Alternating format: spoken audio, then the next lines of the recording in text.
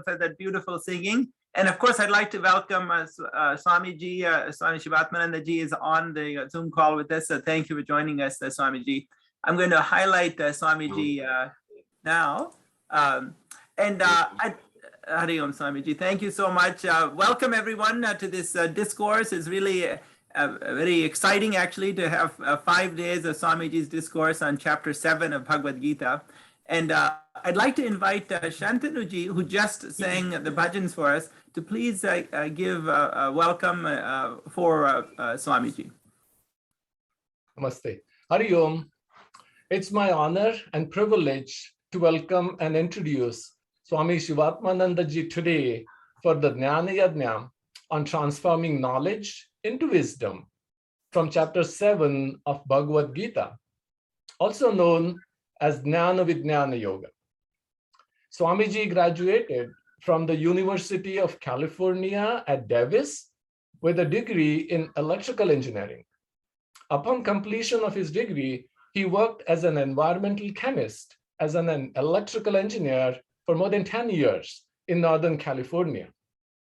In 2002, Swamiji left for Sandipani Sandhyalaya in Mumbai to join the 12th Brahmachari batch. He studied under the guidance of Swami Tejomayanandaji and Swami Ishwaranandaji. Upon completion of this course, he served Chinmaya Mission, Los Angeles, for more than 4 years.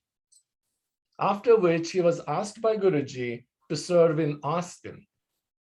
In February 2015, Swami Shivatmanandaji was initiated into sannyasa in Mumbai, India, on the auspicious day of Mahashivratri.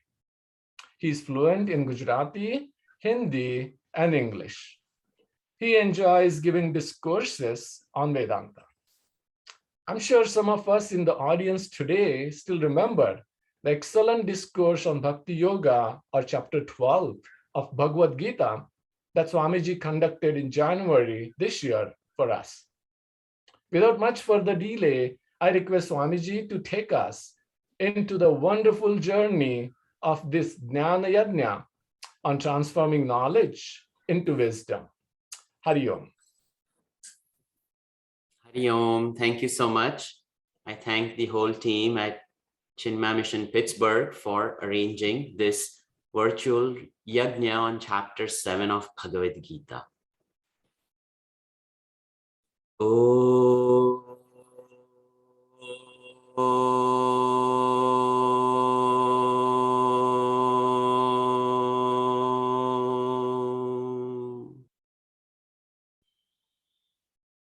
Om Sahana Vavatu Sahanau Bhunaktu Sahaviryam Karavavahai Tejasvinavaditamastu ma vidvishavahai.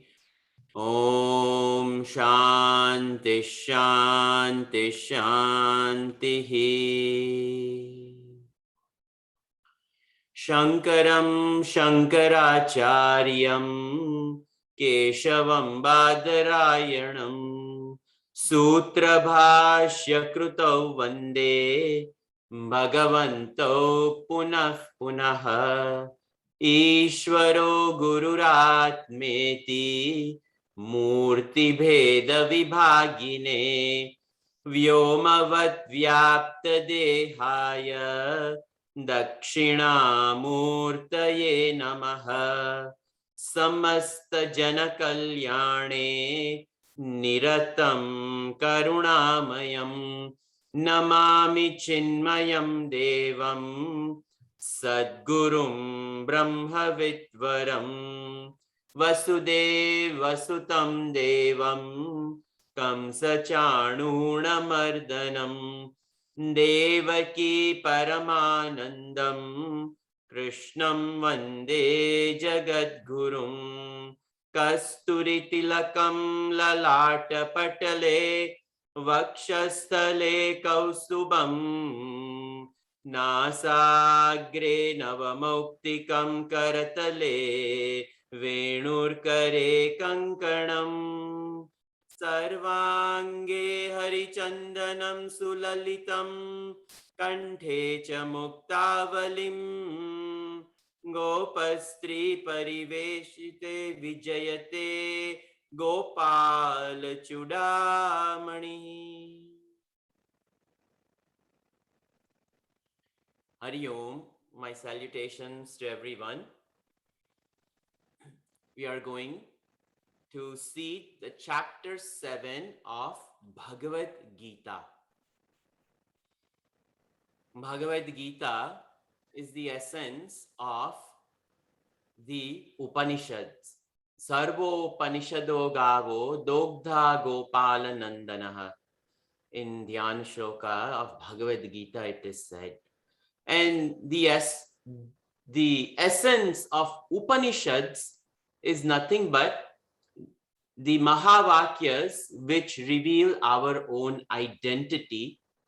Identity revealing statements is what we find in Upanishads. One such Mahavakya is Tattvam Asi, that thou art, which is found in the Chandogya Upanishad. It is a common understanding of the teachers and students alike of Bhagavad-Gita who have done an in-depth study of Gita, that Gita happens to be the essence and the expounding of the Tattvamasi Mahavakya, that thou art. The first 6 chapters dealt with thou, where Bhagavan Krishna takes on to this journey from chapter 2 through 6, the discovery of the self within and the identity as the absolute. Then the middle 6 chapters, starting from this 7 all the way up to 12, Bhagavan Krishna takes upon this topic of thou, Tat, and that is enumerated over here in these middle 6 chapters, the Madhyama Shatkam, and of course the last 6 chapters deal with the assimilation of that and thou as absolute knowledge. Only knowledge can thou equal that, and that can equal to thou. Only in knowledge, only in understanding, they are one. Otherwise, if we try to look at it, one is Vyashti, the other is Samashti. How can Vyashti equal Samashti? How can an individuality equal totality? But the essence of both is one, is what is established in the last 6 chapters. Last time when we met, it was the 12th chapter, the culmination of Tatpada, that as the absolute, where the devotee looks at the absolute, and the devotee is awestruck when the absolute reveals that the devotee who is ever in mind surrendered to him and him alone, to him alone, the absolute reveals. And when that devotee looks at the world around and sees that and that alone, it is in this understanding, realization is what dawns in this buddhi of ours. So, chapter 7 starts Jnana Vijnana Yoga. At the end of the 6th chapter, Bhagavan mentioned Yoginam api sarvesham madgate nantaratmana shraddhavan bhajate yomam same yuktatamo mataha. Bhagavan says, among all yogis, yoginam api sarvesham madgate antaratmana, the one who has delivered this mind to him and him alone, it is only in that yogi alone who is considered to be the highest among the yogis, and that is revealed through this Shraddhavan, the one who has utmost faith. Only such a person will be able to complete this laudable journey in search of that absolute. When we look at Bhagavad-Gita and this great identity revealing statement is revealed, Tattvamasi, Bhagavan Krishna is the absolute Lord of the universe. But Arjuna is a man of action, and his mind does not take on to the path of meditation, nor had he ever inquired the essence of truth or the whereabouts of where is God, how is God attained, with what means shall I acquire God. None of those questions were prevalent in the mind of Arjuna.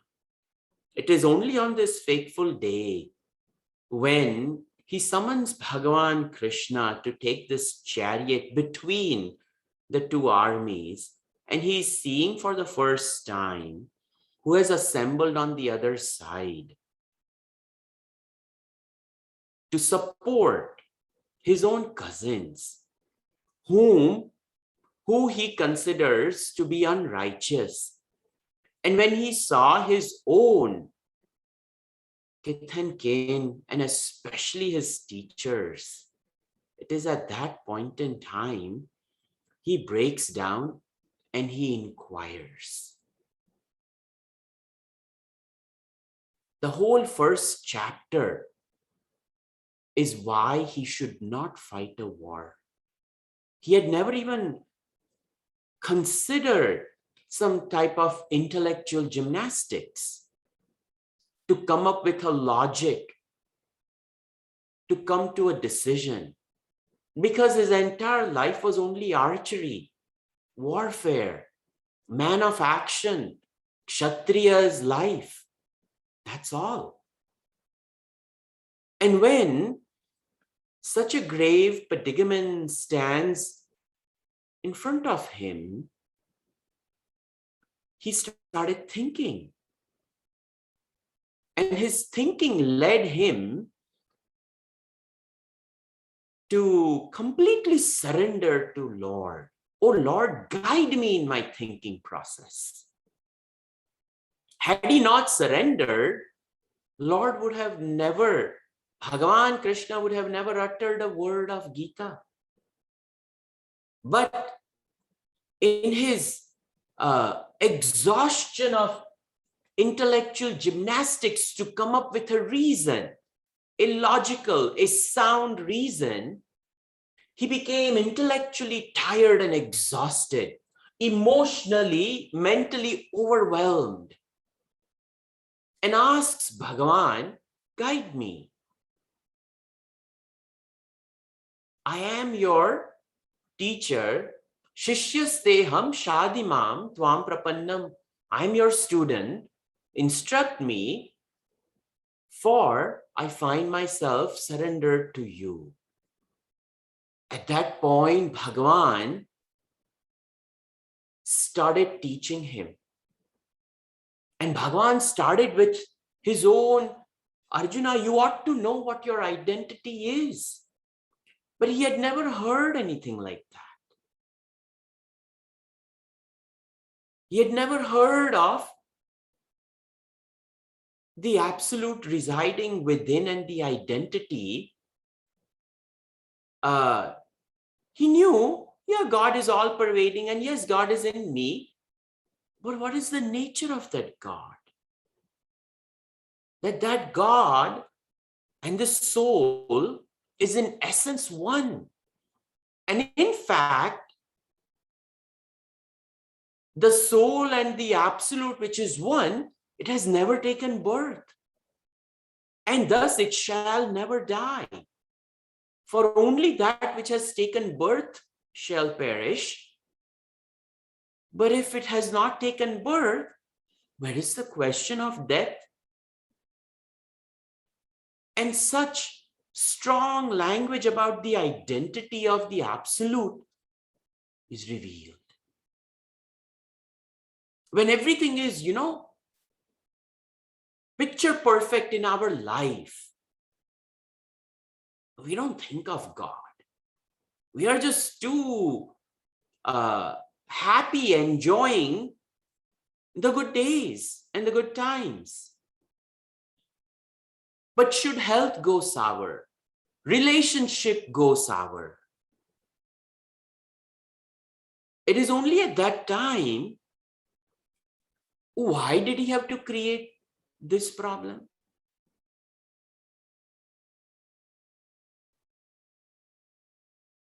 Typically, people only think of God when they are in trouble. Most people think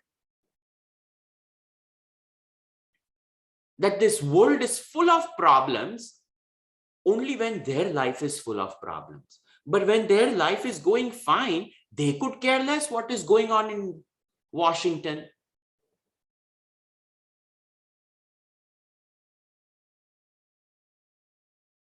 So, Bhagavad-Gita hits home to such a person, Arjuna, who, when realized that, the very earth underneath me is going to be pulled out. It is at that time he finds himself in utmost confusion. And he seeks guidance. And for a worldly problem, Bhagavan gives a spiritual solution. Because for a worldly problem, the only solution which will make sense and give us peace of mind is spiritual. No worldly problem can rest in an worldly answer. A relationship breaks down. What can we do about it?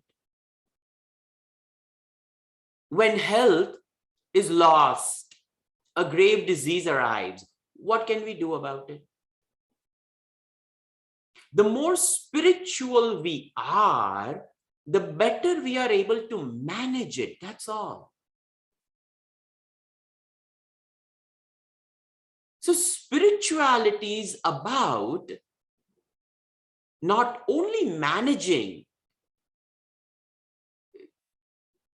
the world created issues, but my created issues superimposed upon the world. For the world is just fine. And thus there is a need to assimilate the identity.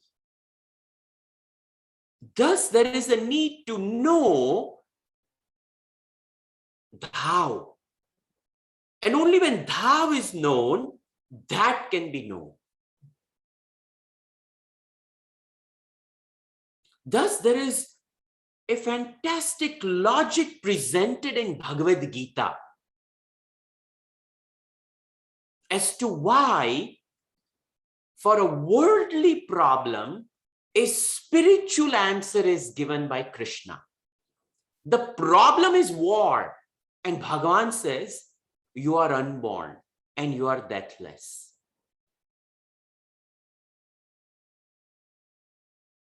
None of these kings have taken birth. Then how are they going to die? And if at all they are going to die at your bow and arrow, their death is already written on your arrow before your arrow even leaves your quiver.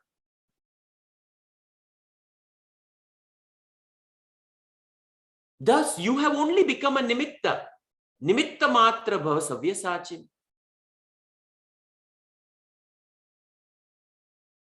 These are rude awakenings to Arjuna.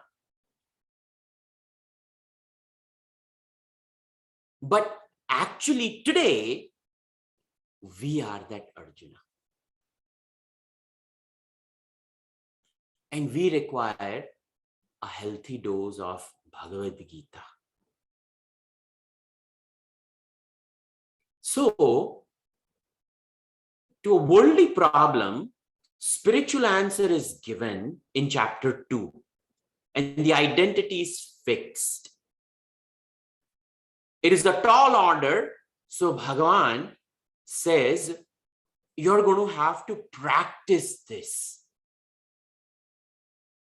And thus 3, 4, and 5 are given to assimilate a lifestyle choice of choosing a right attitude in all that we do. For that alone is in our hands. The worldly situations are not in our hands. But how I think and what I think and how I feel and what I feel alone is in my hands. So Bhagavan says, fix that. And then you ought to try to quieten your mind. And thus, the 6th chapter further takes on to the journey of this equipment into making the equipment more and more subtle.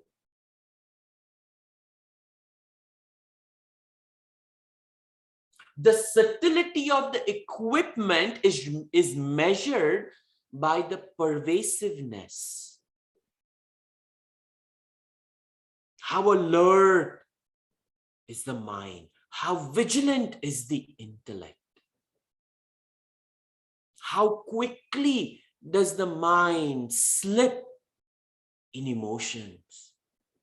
How quickly does the intellect gather itself from an avalanche of problems? It is the subtlety of the intellect and the pervasiveness of the mind which determines a spiritual disposition of a human being. And thus is a dawn of faith. For to make the equipment subtler and subtler and subtler, pervasive and more pervasive, the penultimate and the ultimate limits are unknown to this equipment. And thus it is a leap of faith that my Guru has said, my Bhagavan has said, that alone is. So let me drown in it. And it is such a yogi, Shraddhavan, the one endowed with faith, who attains me. So now who is me, which was left at the end of 6th chapter? Who is this me? Capital M, capital E, when Bhagavan says, Shraddhavan,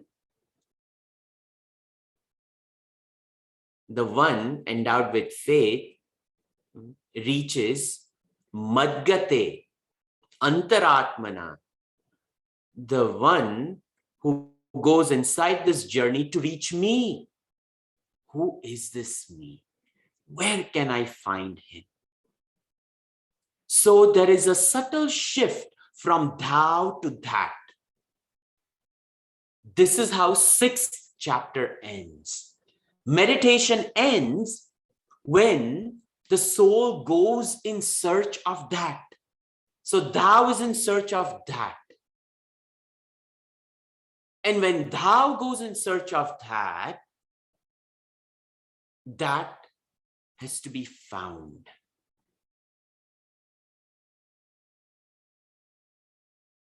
Sri Ramakrishna Paramhamsa gives a fantastic example of a salt doll that goes in search of measuring the depth of the ocean.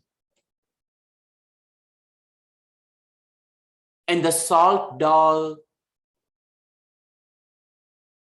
in the midst of the Mariana Trench, the deepest portion of the ocean,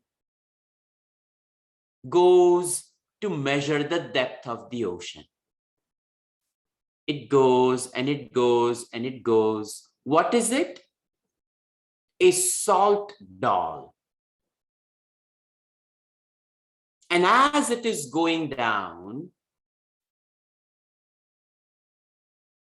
the salt doll starts mixing with the ocean water, which is already salty to begin with. By the time it arrives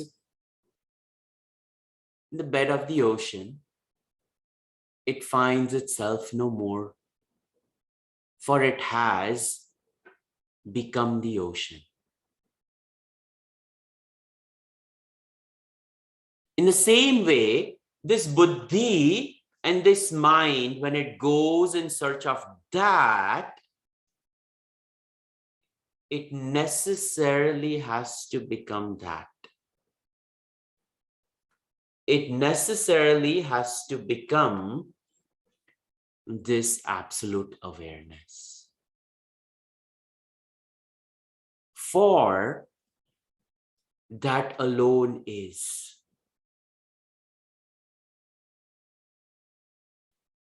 So Bhagavan takes us onto a fantastic journey in this chapter to find that. Who is that? Where is he available? What are his hiding places?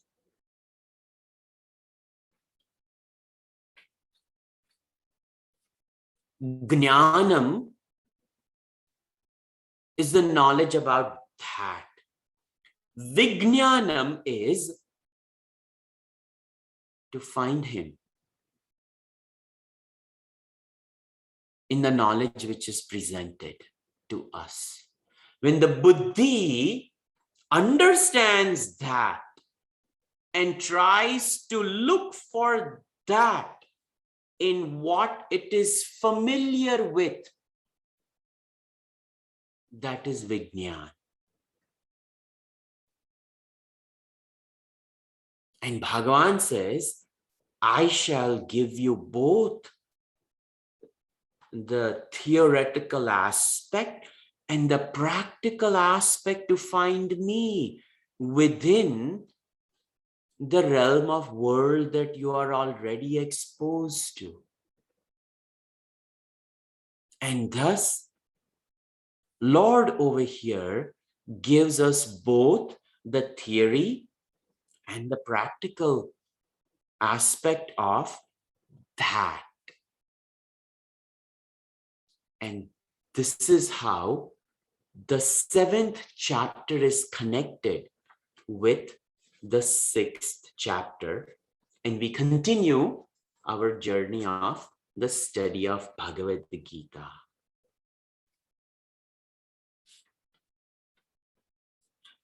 Shri Bhagavan Uvacha Maya Saktamanaf Partha Yogam Yunjanmadashrayah Asamshayam Samagram Mam Yathagnasyasi Tachrunu. This chapter starts with Bhagavan addressing. And what is Bhagavan saying? Hey Partha, O Pruthaputra, son of none other than Kunti. Kaunteya, Parth, these are all the name of Arjuna, name derived from his own mother. So, Pruthaputra Parth. Hey Parth. And why is it Parth used over here? There are certain places Kaunteya is used and certain places Prutha is used. Prutha, Kunti, when she was young, she had served Durvasa Rishi so well. And it is said that anybody who serves Durvasa Rishi, if they don't do a proper job in serving, the Rishi would get incredibly annoyed and would cast a curse. But Prutha served Durvasa Rishi with so much love and devotion, it touched Durvasa Rishi's heart. And he gifted her some mantras that you will be able to summon devatas, for you have done a fantastic job in serving. We start the Madhyama Shatkam of finding God.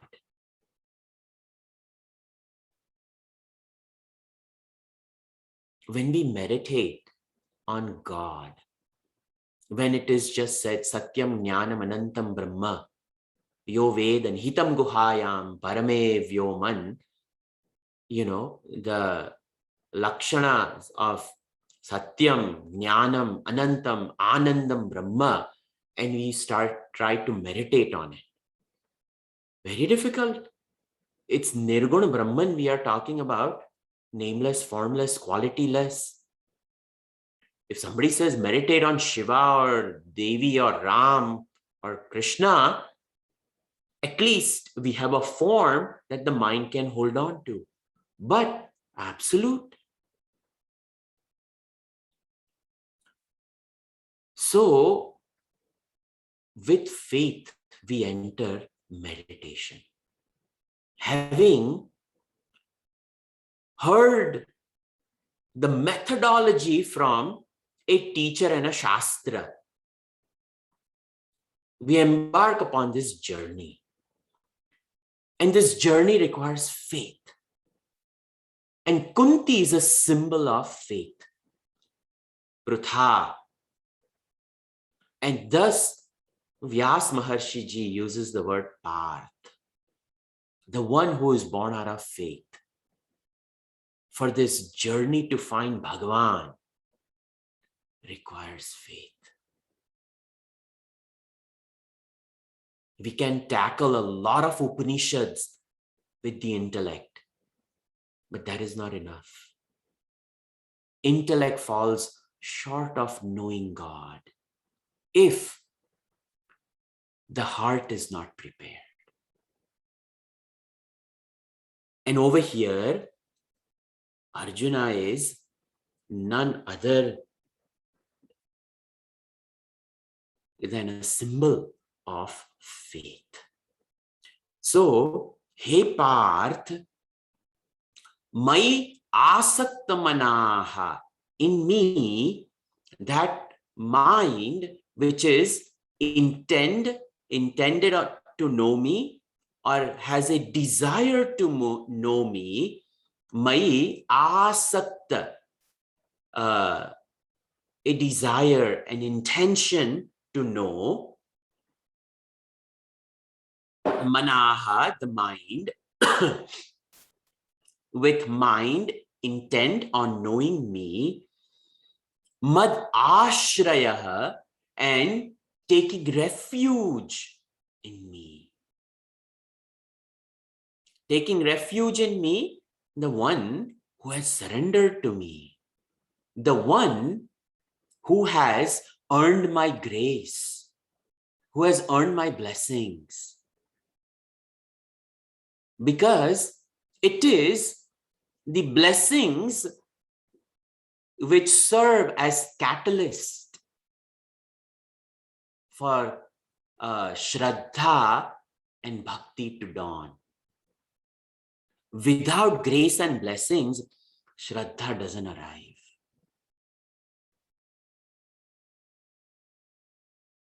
Patrata is required for Shraddha. Some amount of preparedness, some amount of seva. Prutha Kunti served Durvasa. Durvasa.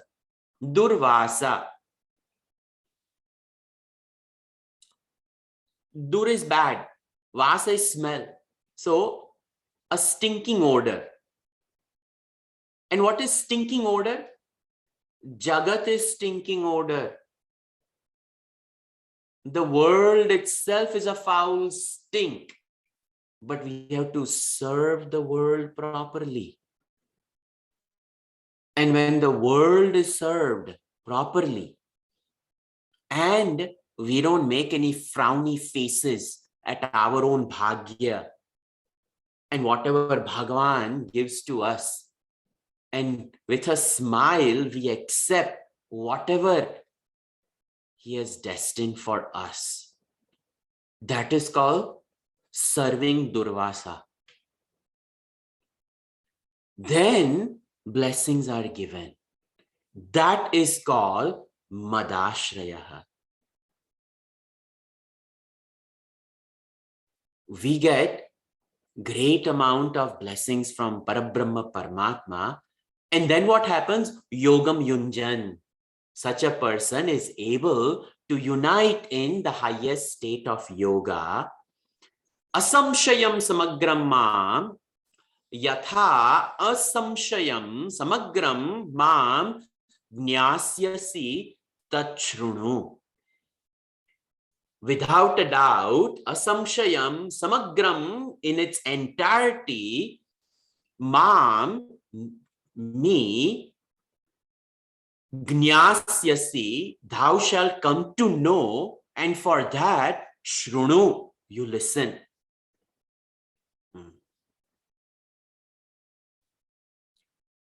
Big difference between listening and hearing.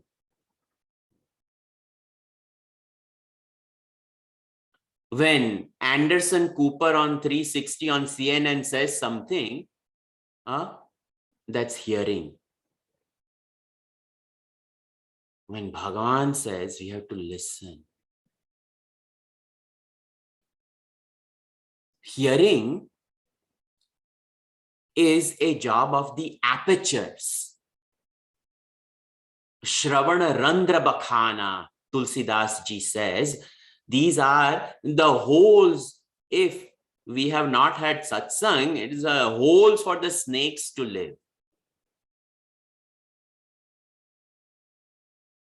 But when these apertures, when the words enter, and the words which have gone in, and the words are weighted, and with utmost amount of Shraddha and Vivek, Shakti, the words are served. That is called Shrunu. Bhagavan reminds Arjuna, listen, don't just hear. Many people hear out, in and out. That is not what Bhagavan is saying. Is be alert. What is about to come, Arjuna, it is of quite important. It is quite important what I'm about to share with you. Listen. So we hear a lot of things, but listening when we do, it transforms. And when it transforms, we never forget what we have listened to. Thus, now Bhagavan is about to take Arjuna on this journey of revealing himself. So Bhagavan says, Jnanam teham savijnanam idam vakshamya sheshataha yajñātvā neha bhūyonyat jñātavyam avashishyate. So Bhagavan says, idam jnanam savijnanam te aham vakshyami asheshataha. Bhagavan says, Arjuna, idam jnanam, I am going to reveal to you knowledge. And not only that, but idam jnanam sa vijnanam, along with vijnan. Along, like I was saying, one is the knowledge of the absolute, and not just the theoretical aspect of the knowledge of the absolute, but to find that same absolute in that very fertile fields in which the senses and the equipment graze. That is Vijnanam, because Hinduism is not a polytheistic, it is not a monotheistic, it is monastic. We don't believe in many gods. It is not a polytheistic. We all know that. A lot of people do think when they go to any Hindu temple and they find just an array of gods all lined up, which one to bow down and which one not. And some people say, if I bow down to Ganesh Ji, then Subramanyam will get angry. If I bow down to Subramanya Swami, the Shiva is going to get angry. Oh. Such confusion also rests in so many people. It is not a polytheistic religion. Hinduism is also not a monotheistic religion. The belief of one Father in heaven or Ek Allahu Akbar, it is not belief in one God. No. In fact, Hinduism only believes in the existence of God and God alone. And there is nothing other than God. Sarvam khalu idam Brahman. Bas. Everything is Brahman. And if at all we see something other than Brahman, then Shastras say, Upanishads say, you have been bitten by the bug of Maya. Mandukya Upanishad is clear. Even Swalpam Alpamatra,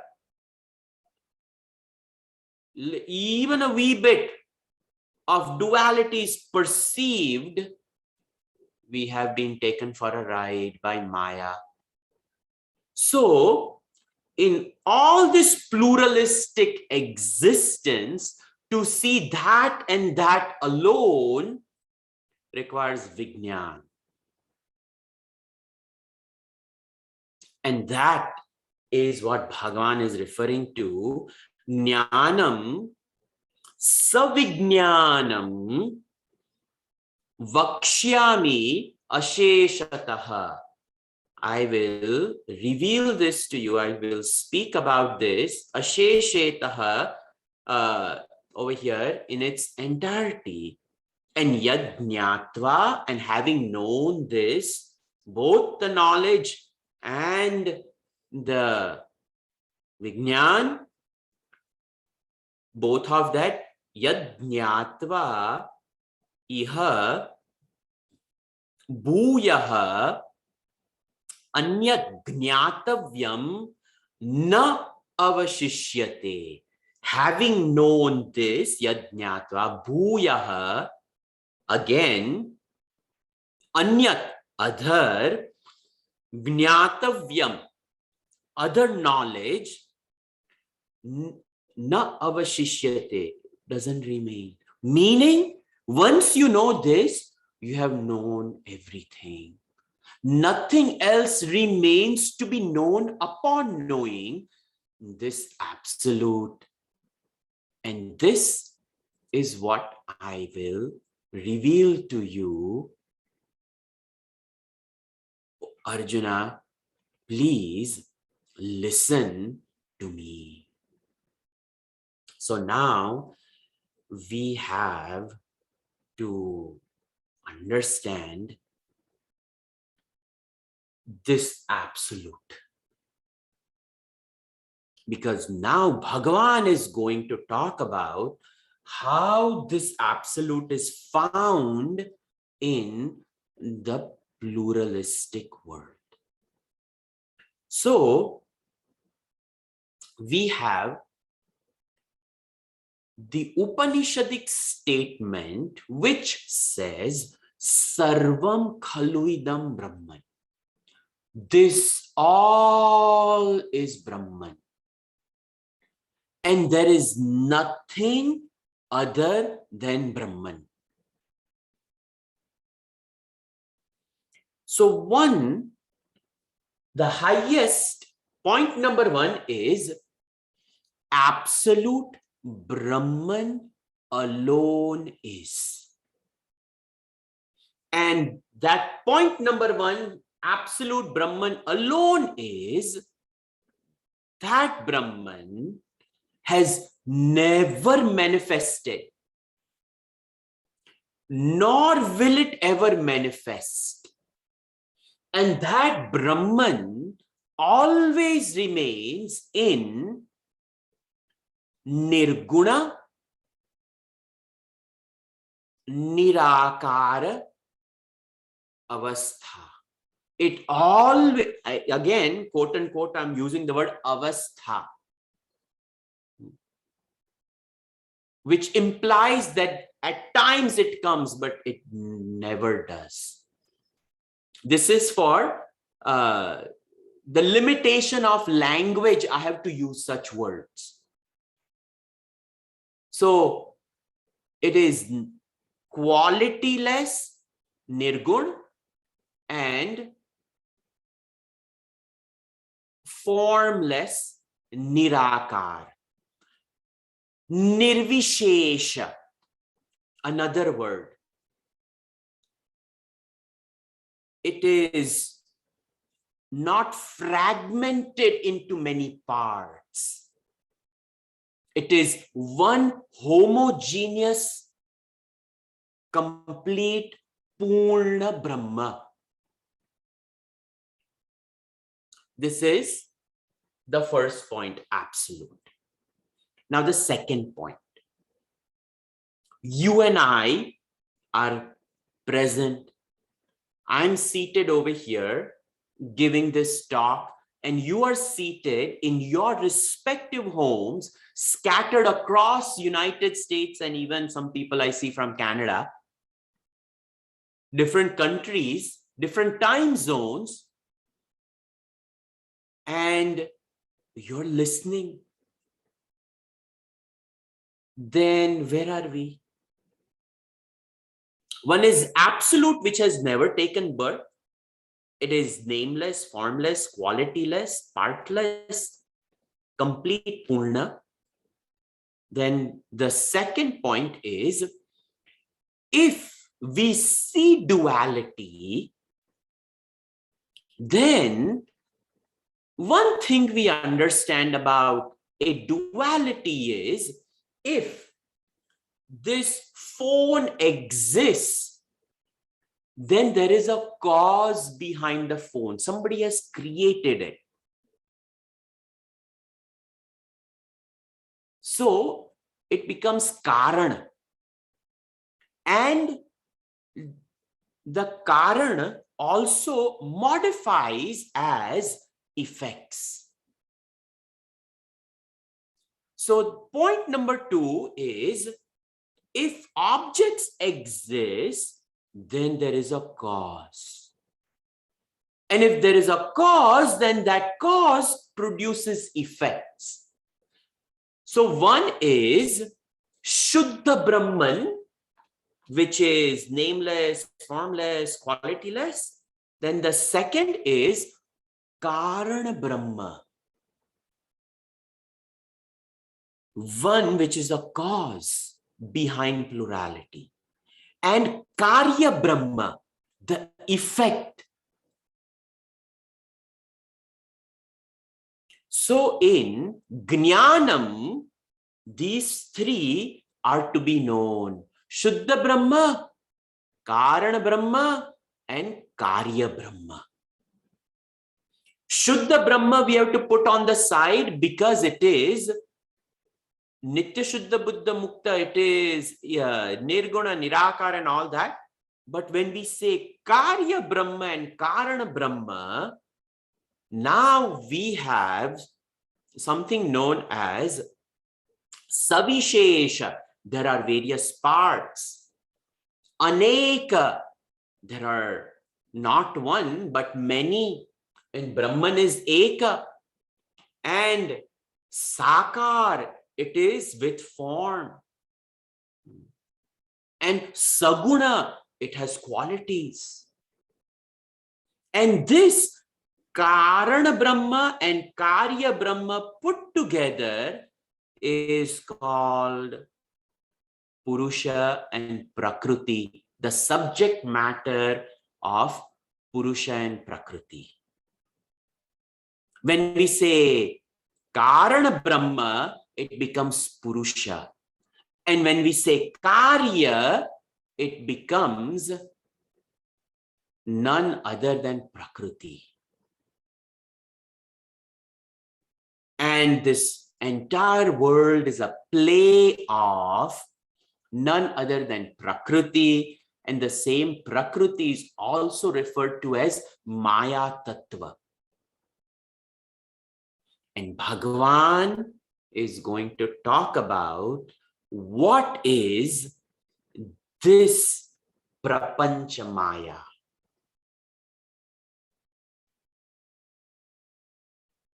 This is to be known, Arjuna. This is to be understood because you're perturbed by fighting the potentiality of fighting the war. And if you understand this, a fantastic clarity will come. The war will not disappear, but the burden of the war which you are unnecessarily carrying in your mind, that will disappear. The war staying where it is, you will be easily able to navigate it. If you understand Shuddha Brahma, Karana Brahma, and Karya Brahma. For it is only these that exist. Nothing exists other than that. So one is a topic of absolute and the other is a topic of relative. And if it is relative, you have to understand it.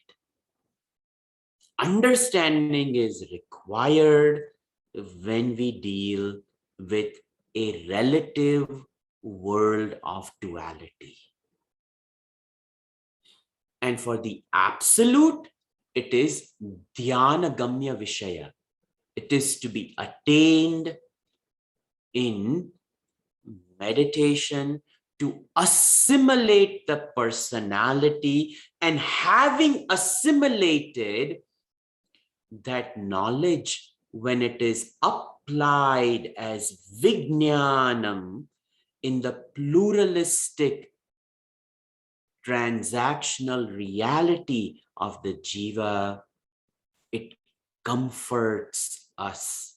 The events, people, and situation, vastu, vyakti, paristiti, remaining where it is, we are able to navigate through it. That is the Vishaya of Vijnana.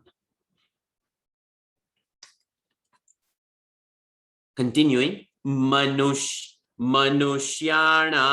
sahasreshu kaschid yatati siddhaye yatatam api siddhanam kaschinmam vetti tattvataha.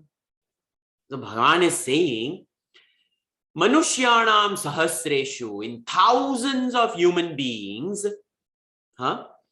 Kaschit yatati siddhaye, very rare, one person comes to know this nuances of Shuddha Brahma, Karana Brahma, Karya Brahma, and to come to know this, the absolute, as Shuddha Brahma, it is rarer than the rarest. Even upon a teacher revealing it, it is not understood. Such is the subject matter of this jnanam. It is not easily available. Yatatam api siddhanam, and of the ones who put forth effort to learn, from there a rare few will come to actually abide in it. The abidance, which is called mam vetti tattvataha, mam vetti, to come to know me, tatpada, that is called jnana nishtha, abidance in it. And manushyanam sahasreshu kaschid yatati siddhaye. Siddhaye is over here tattva jnana, acquired this knowledge which is heard in bits and pieces, but it doesn't serve any purpose because it doesn't alleviate a person from their sorrows.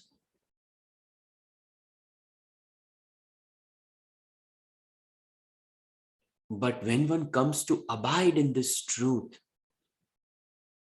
one is alleviated from all pain, sorrow, and suffering. Pain we all have. Suffering is optional. When knowledge is there, we can drop the suffering. We can deal with it and move on.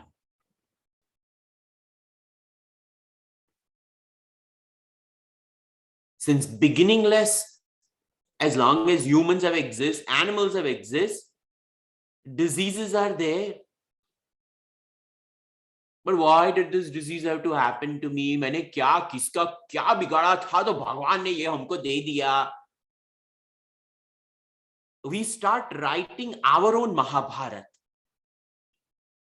on a little headache,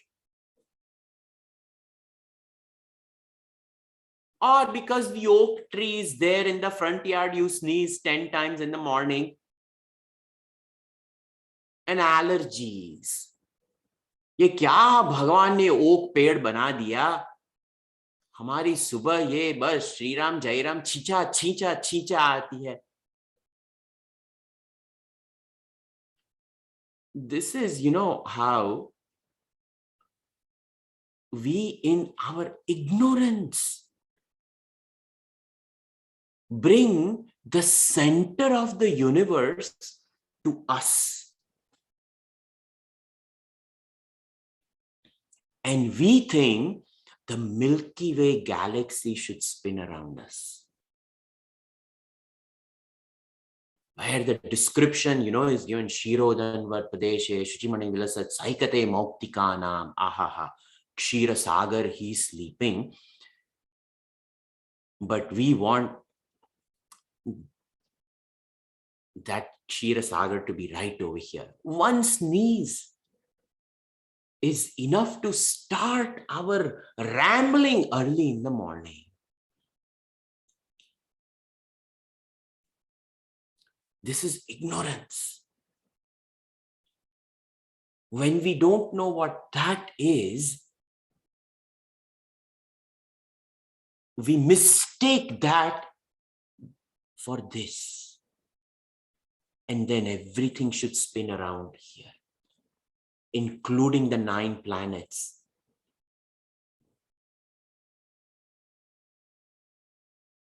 That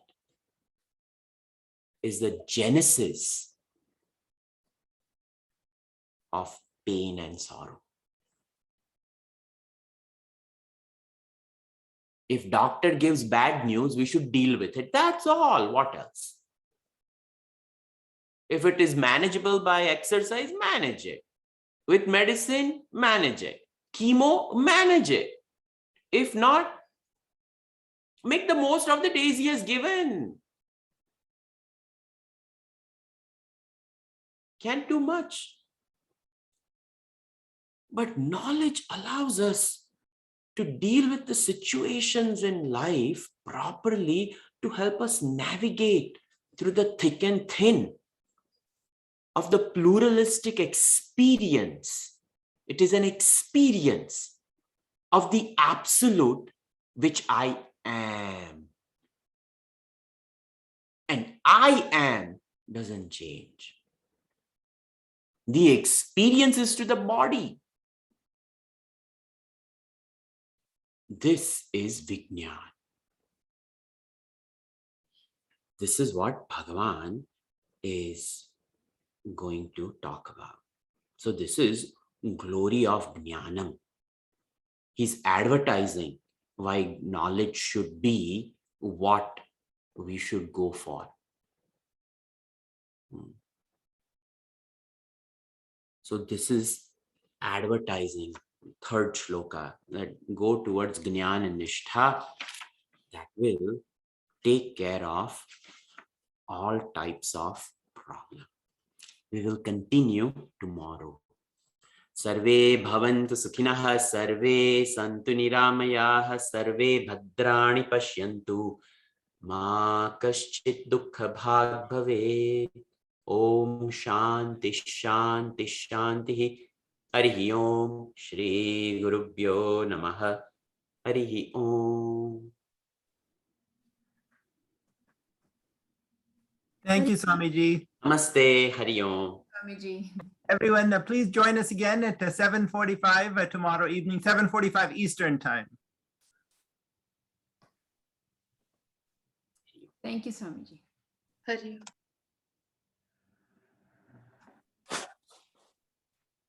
Namaste. Namaskar. Hari Om. Namaste.